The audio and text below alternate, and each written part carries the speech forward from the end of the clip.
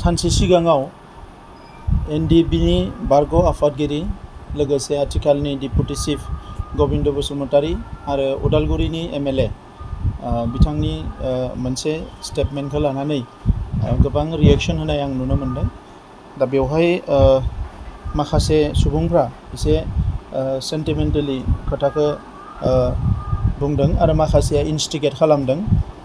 बेवहाय आङो बेखौनो बुंनो सानदों जे एनडिएफबिनि बारग' जायफोर दैदेनगिरि आरो बारग' जायफोर जोंहा केडारफोर दङ बिथांमोना रिहेबिलिटेशनखौ थाबैनो मोनगोन आरो बेवहाय एनडिएफबिनि केडारफोरनि रिहेबिलिटेशन एबा साख्रि मोननांगौ बेखौ लानानै गोबां खोथा दान्थे बिदान्थे जानायखौ नुनो मोनो। दा नैबे समाव कभिड-19नि मोनसे थासारि थांबाय, इलेक्शन थांबाय बायदिसिना आरो लिस्टफ्रा प्रपारलि जायैनि थाखाय नांगौ समाव एसे डिले जादों। नाथाय आसाम गभर्नमेन्टआ अलरेडि 150 crore सेंसन खालामनानै होदों। नैबे नभेम्बरनि जानो हागौ सेकेन्ड नङाबा थार्ड उइकनिफ्रायनो बे फैसाफ्रा बिथांमोननि एकाउन्टआव हाबगोन आरो बेजों लोगोसे जिफोर रिक्रुइटमेन्टनि बाथ्रा गुबुन गुबुन डिफेन्स फर्सआव रिक्रुइटमेन्ट आरो बेजों लोगोसे जोङो नाजादों कि स्टेट गभर्नमेन्टनि माखासे जि जबफोर दङ बेवहायबो एज रिलेक्सेसननि गेजेरजों हायोब्ला एपइन्टमेन्ट होनाय बे हाबाफारिफोरखौ सिङाव जोङो मावगासिनो दङ आरो केस उइथड्रआ 274 जाबाय। बाखि जिखिनि हाइनेस क्राइम होनना बुङो गिदिर गिदिर केस बेखौ बोरैहाय सल्भ खालामनो हायो बिनि थाखाय माखासे हाइकर्टनि एक्सपार्ट उकिलफोरजों रायलायबाय थानाय जादों। आसाम गभर्नमेन्टआ बेवहाय पुरा पजिटिभ आरो जोंबो नारसिनगासिनो दङ। दा बेवहाय आङो आसाबादि जे हाइनेस क्राइमफोरखौबो लासै लासैनो सल्भ खालामनो हागोन आरो जेलाव थानायफोरखौबो जोङो माखासे समनि गेजेराव बिथांमोनखौबो जों बरनजोबनो हागोन। नाथाय बेवहाय माखासे मानसिफ्रा जोबोद इमोसनेलि खोथाफोरखौ सम सम बुंनानै थासारिखौ जोबोद गाज्रि खालामो। जोंनि जेंनाया दिनैनि नङा, 30-40 बोसोर बड'लेण्ड सोमावसारनायनि माखासे केसफ्रा दाबो दङ। बड'लेण्ड मार्टियार समफ्रा गोबां बै समनियाबो रिहेबिलिटेशन मोनजोबाखै। थांनाय समाव जोंहा गोबाव सम गावनिनो गभर्नमेन्ट दङमोन नाथाय रिहेबिलिटेशनखौ जेरै मोननांगौ बिदि मोनाखै। बिनि उनाव बिएलटिनि माखासे जिफोर केडारफोर लिडारफ्रा सोरबा पलिटिशियान जाबाय, सोरबा थिकादार जाबाय, नाथाय गोबां केडारफ्रा दिनै न'खर सामलायनायाव जोबोद उसुबिदा जादों आरो बै समनि एबसुनि भलेन्टियार फर्स जायफोरनि दिनै गथ'फ्रा देरबाय नाथाय बिथांमोना थानो मोजां गंसे न' गैया, सोलिनो थाखाय मोनसे मोजां राहा लामा गैया। दा बेफोरबायदि जेंनायाव गोग्लैनानै दङ। थिग बेबायदिनो एनडिएफबिनि PR आरो S बे सेंग्राफ्राबो निस्सय बेबायदि जेंनायाव लासैनो गोग्लैगोन। बिथांमोना 2020 सनाव एकर्ड खालामदों, प्राय 21 जाबाय, बोसोरसे बारबाय। दा बे जेंनाफोरखौ वान्स फर अल सल्युसन खालामनो थाखाय जोङो माखासे राहा लामा लादों।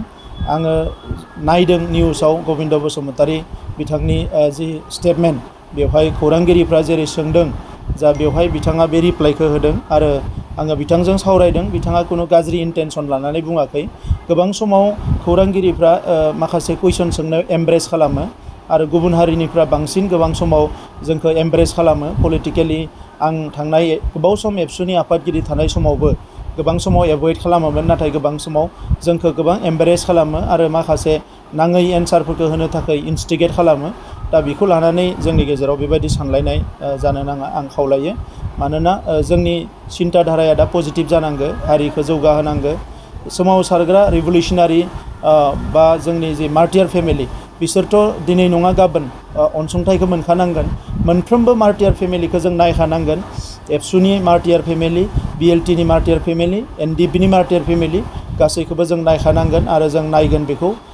जोंनि गभर्नमेन्टनि टाइमाव जों जेसेबां हायो बिथांमोननि न'खरफोरखौ जोङो मदद होनो नाजागोन आरो बेजों लोगोसे केसआ उइथड्र जाजोबनांगोन आरो जि मोननै एकर्ड जालांबाय बिटिसि एकर्ड आरो बिटिआर एकर्ड मोननैबो एकर्डनि दफाफ्रा 100% इमप्लिमेन्ट जानानै जोंनि हारिखौ जाहाथे जों गोजौआव लांनो हायो बिनि थाखाय जोङो नाजागोन।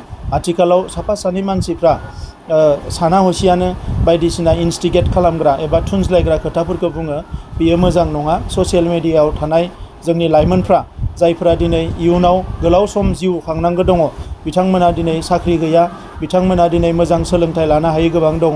बै लाइमोनफोरखौ एसे नङै बाङै लामाजों दैदेनलांनाय बायदि जायो। दा नंखायनो बेबायदि जाहाथे खालामा, आं बेखौ खावलायो। दा बे समाव गबिन्द बसुमतारी बिथांनि खोथाखौ बुंनो थाङोब्ला बिथाङाबो गोबाव बोसोर डिकेड्स एन्ड डिकेड्स बिथाङाबो सोमावसारनायाव बाहागो लादों।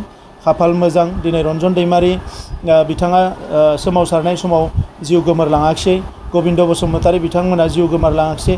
गोबां दैदेनगिरिफ्रा जोंनि गेजेराव थांनानै थादों। जोङो बेखौ जोंनि हारिनि खाफाला मोजां होननानै बुंनांगोन। दा बेबायदि दैदेनगिरिफ्रा बबेबा समाव बबेबा खोथा फंसेफोरखौ एसे बेबायदि बुंफ्लाङोबा एबा बेबायदि सोरनिबा थुनज्लायनायाव माबाफोर बुङोबा बेखौ लानानै बाराद्राय एमब्रेस खालामनाया जोंनि थाखाय मोजां नङा, आं बेखौ खावलायो।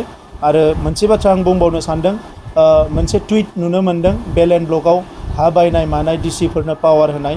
बेल एन्ड ब्लकनि आयेना जोबोद गोरा, बे आयेनखौ गोसोबायदियै रावबो सोलाय सोल' खालामनो हाया। दा बेनिखायनो बेल एन्ड ब्लकआव थानाय जोंनि हारिनि मानसिफोरनि हा हुआ दिनैबो नामजारि जाजोबाखै। बैफोरखौ नामजारि खालामनो थाखाय, मियादि खालामनो थाखाय जोङो गभर्नमेन्टआ स्पेसियेलि माखासे पलिसि जों आखायाव लादों। दा बेनिखायनो बे हा हुनि बेलायाव जोंहा बारा गिनांगौ गैया। जोङो बेखौ फैगौ समाव प्रटेक्सन होनांगोन। आरो दिनै जोंनि ओनसोलफ्राव जेरैबायदि हाफ्रा जों रैखाथि होनो हायाखै, बेखौ 100% रैखाथि होनायनि थाखाय खामानिखौ जोङो मावनांगोन।